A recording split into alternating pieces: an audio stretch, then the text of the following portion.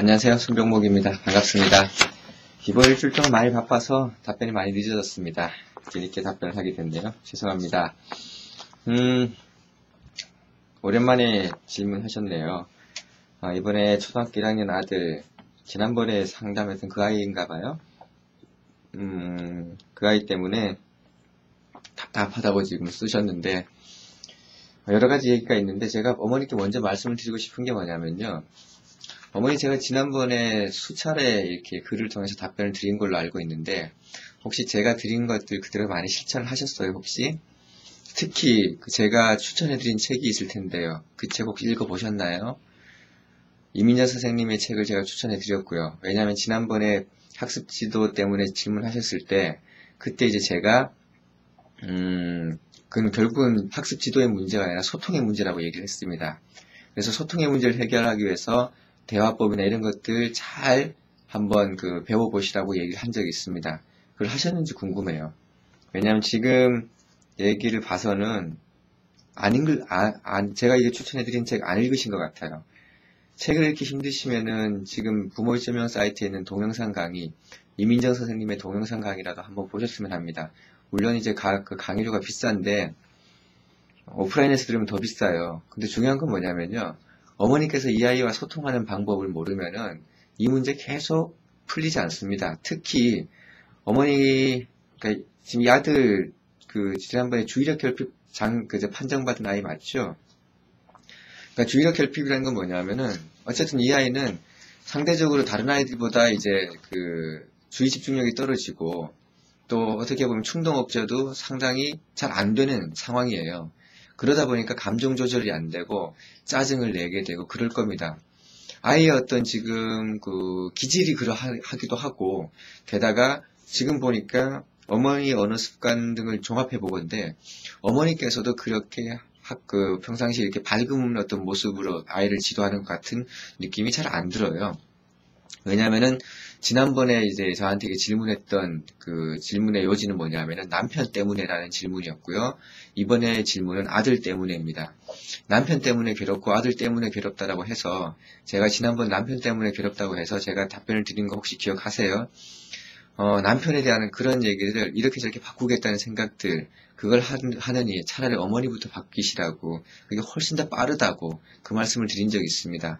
아이도 마찬가지예요. 아이 때문에 괴롭다고 하셨는데 아이를 어떻게 바꾸고 싶다. 바꾸려는 어떤 그게 너무 강하기 때문에 괴로운 거예요, 지금.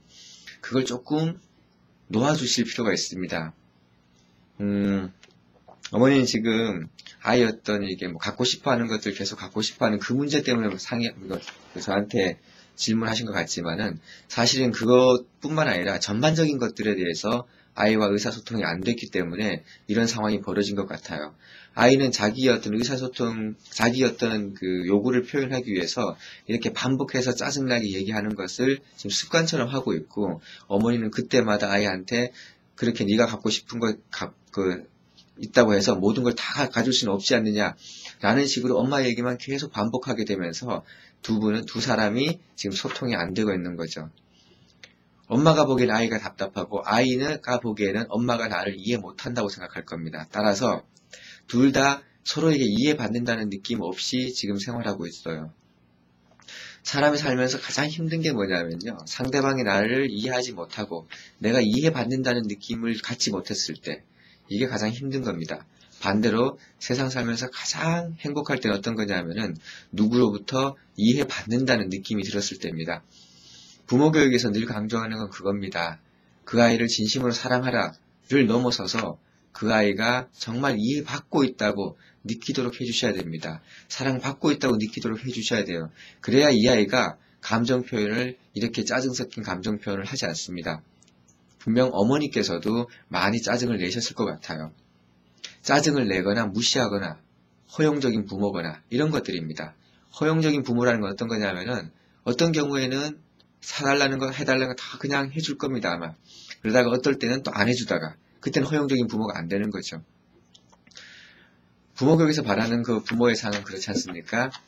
허용적인 부모가 아니라 사랑스럽고 자애스러우면서 자애롭고 사랑하면서도, 그러면서도 한편으로는 엄격한 그런 부모상을 바라고 있습니다. 엄격하다고 해서 존경하지 않는 게 아닙니다. 부모를 부모로서 존경할 수 있는 그런 아이를 키우는 것이 사실은 가장 바람직한 어떤 자녀 교육 방법이지 않습니까?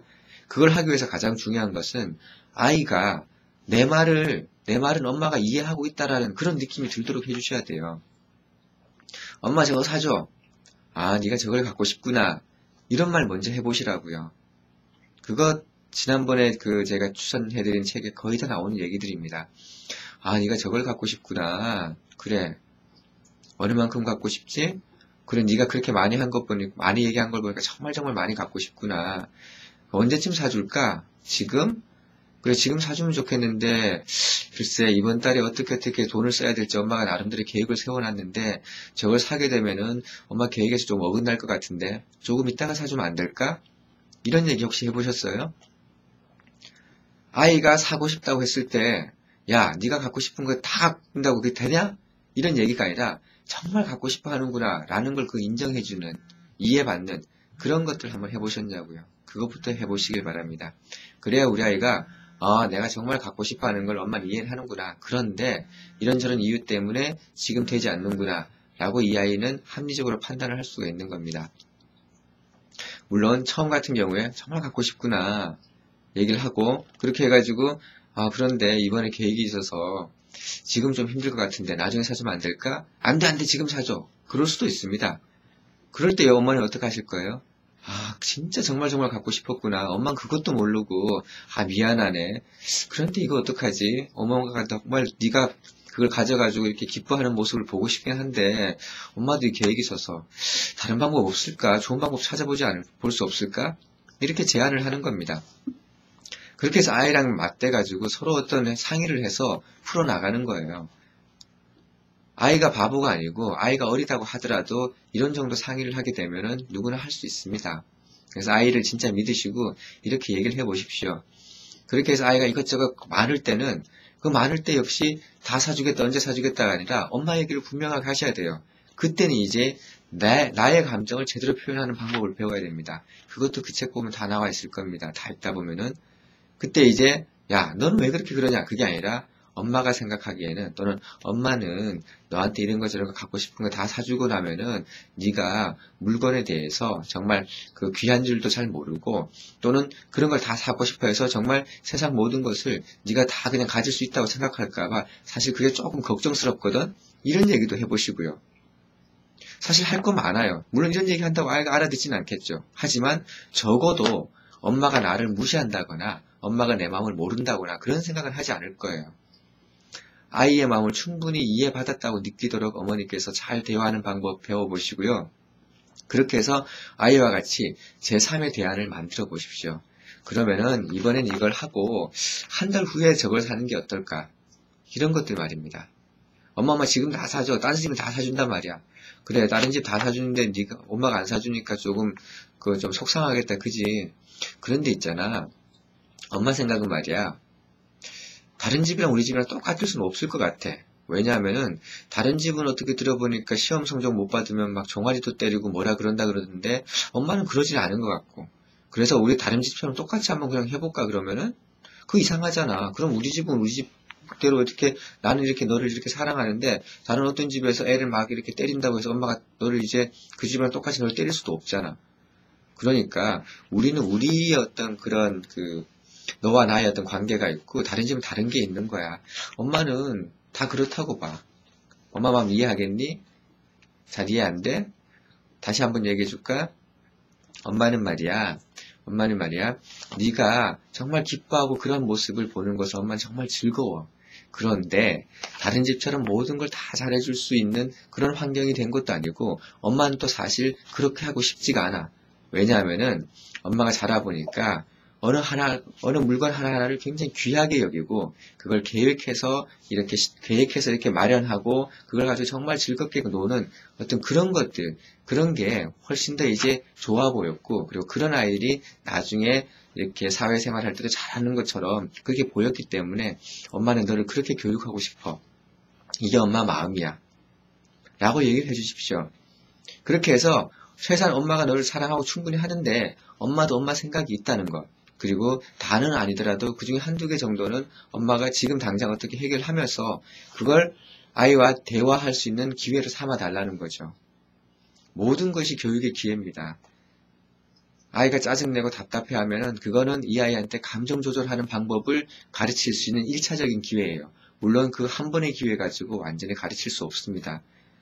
아이가 주의력 결핍 판정을 받았다면서요. 그러니까 다른 아이들보다 훨씬 더 많은 시간이 걸릴 것이고요. 그걸 어머니께서 가슴 깊이 받아들이셔야 돼요. 아이의 마음을 진정으로 공감해서 이 아이가 기존의 어떤 다른 아이에 비해서 주의력이 결핍되어 있는 그런 능력까지 극복할 수 있을 정도로 키워달라는 거죠. 어떻게 해요? 충분히 이해받고 공감받았다는 그 느낌이 있으면 이 아이는 참을성도 생기고 계획성도 생기게 됩니다. 다른 데 있는 거 아닙니다. 이걸 어머니께서 아이와 함께 이 대화하는 방법, 그걸 시도를 해보시길 바랍니다. 그런 의미에서 지난번에 제가 추천해드린 이민정 선생님의 이 시대를 사는 따뜻한 부모들의 이야기, 따뜻한 사람들의 이야기 꼭 읽어보시고요. 2번, 3번 반복해서 읽어보시길 바랍니다. 저도 그렇게 보고 있어요. 또 그것이 모자란다거나 또는 그게 힘들다거나 하면은 강의를 들어보시면서 실제로 저럴 땐 저렇게 하는구나 라고 느껴보시면은 꼭 그 상황이 아니더라도 대화를 하는 기본적인 원칙, 그리고 자세, 그런 걸 배우게 될 겁니다. 대화는 기술이 아니라요. 인식이 바뀌어야 말이 바뀌는 거거든요. 따라서 어떻게 지금 조금 전에 제가 말씀드렸던 그런 어떤 여러 가지 사례들을 그대로 앵무새처럼 아이한테 얘기를 한다고 해서 되는 게 아닙니다. 인식이 바뀌지 않으면은 말을 계속 이어나갈 수가 없어요. 따라서 지금 질문은 한 번에 해드리기가 힘드네요. 그 책을 참조하시고 강연도 참조하셔서 어머니가 대화, 소통하는 근본적인 방법을 꼭 깨치시길 진심으로 바랍니다. TV 계속 보면 바보돼 라고 하면 우리 아이가 충격받고 안 볼까요? 그렇지 않습니다. 너 계속 보면 바보돼 한다고 해서 우리 아이가 그걸 멈추지 않아요. 이런 식의 소통은 잘 안 된다는 겁니다. 학습 계획을 세워놓으면 잘 못 세운다. 1학년이잖아요. 누군 세울 수 있습니까? 우린 그때 세웠습니까? 제대로? 잘 안 됩니다.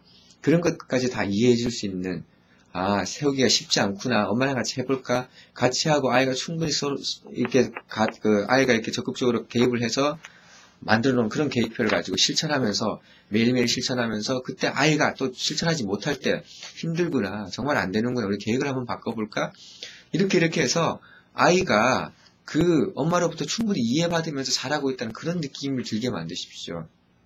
그러되 어머니께서 해야 할 말은 정확하게 그 책에 나오는 어떤 나를 중심으로 한 표현 방법, 너 어떻게 저떻게 그게 아니라 내 생각은 말이야 차분차분 얘기할 수 있는 그런 지혜를 한번 그런 어떤 대화의 방법을 깨쳐나가시길 바랍니다. 그래야 이 아이가 사랑받고 있다고 느끼면서도 한편으로는 엄마의 얘기를 계속해서 제대로 들을 수 있는 그런 훈련을 하게 되는 겁니다. 짜증 내지 마시고요. 엄마 얘기 그대로 하고 아이가 짜증을 낼 때는 네가 그렇게 짜증을 내니까 엄마가 너의 말을 들어주고 싶은 마음이 사라져 라고 얘기를 해주십시오. 그래야 우리 아이가 압니다. 너 자꾸 짜증 낼래? 그따위로 하면 안 돼. 엄마 네 말 안 들어준다? 이렇게 얘기하는 것이 아니라 네가 그렇게 얘기하니까 엄마도 네가 자꾸 짜증스러워하니까 엄마도 자꾸 짜증이 날라 그래서 너한테 이렇게 해주고 싶은 마음이 사라져. 어떡하지? 이런 얘기 말입니다. 그렇게 해서 어머니는 그냥 마음을 고요하게 먹으셔야 돼요. 지난번 남편 문제, 지금 이 문제, 어머니께서 마음을 중심을 잡고 있지 않으면은 어머니는 다른 주위 사람들 때문에 삶 자체가 너무너무 힘들어져요. 아이 때문에 행복하기 위해서 난 아이 때문에 힘들어할 수도 없고 행복하기 위해서 결혼한 남편 때문에 힘들어할 수는 없지 않습니까? 원래 그런 남편이고 원래 이런 아이입니다.